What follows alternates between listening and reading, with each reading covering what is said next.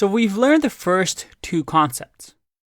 The third concept that made React really popular is this idea of unidirectional data flow. What do I mean by that? Well, so far we understand that React is just a JavaScript library that allows us to write more JavaScript to have interactivity on our websites. And in React, we have this idea of state, which you can think of it as a JavaScript object that describes our app. So all the data of our app is within this state. And then we also learned about this idea of components that we can build using React with this weird HTML looking thing, but inside of our JavaScript files. This idea of state, which is the data of our app, works with the components, which are built using what we'll eventually learn is called JSX. So it's HTML-like syntax inside of JavaScript. And these all combine to essentially give our React library two things. That is the components that we've built, the state of our application, and you can think of this as a function. A React library is simply a function that we give all these things to. What it's going to do is it's going to create what we call a virtual DOM. That is, it creates a JavaScript version of the DOM. Remember, this isn't the DOM. We installed the React plugin to have something that looks like the Elements tab, but isn't exactly.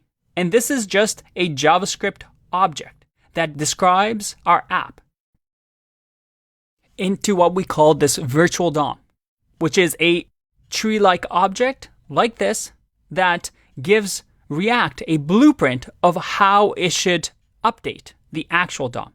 So what happens then is React takes all of this and says, hey, here is the actual DOM, or the document object model of the website, and the React little bot over here is going to go look at the blueprint of what it needs to build and modifies the DOM for us.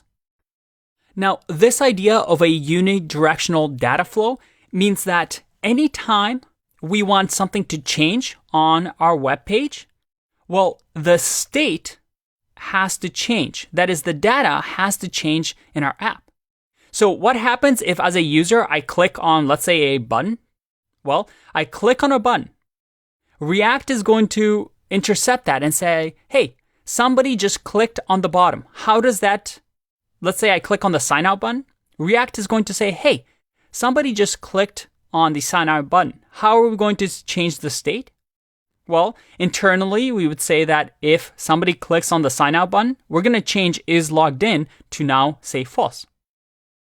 And React, as soon as the state changes, reacts to that change and says, hey, the state just changed. Combine the new state and the components we have and update the DOM.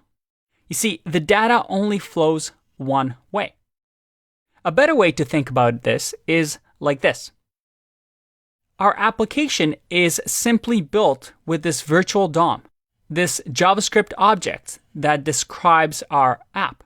And as soon as a state changes, it's going to trickle down that information and let everybody know, hey, the state just changed. If is logged in is now false, display this version of the app.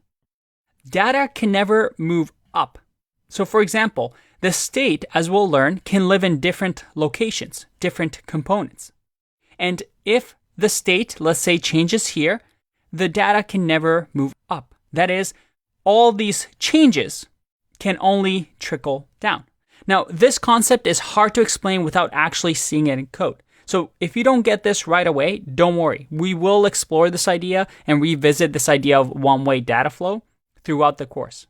But the key takeaway here is that by having this restriction of data only being able to move down from the state of our application all the way to the DOM, and if any changes or events happen that change the state, well, we go back to the state, and that state change trickles down to different components in one direction is a restriction on how data can move through our app.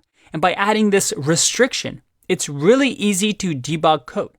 For example, if there's something wrong with our sign-out function, I can go to wherever the state is logged in lives. Let's say it lives in this top component here. I can go over here and know that this is where the bug is happening. And whatever's underneath this component, well, that's it. I don't have to look outside of the component, or if this tree was massive with thousands and millions of components. I only have to look in the place where the data exists and where the data flows through.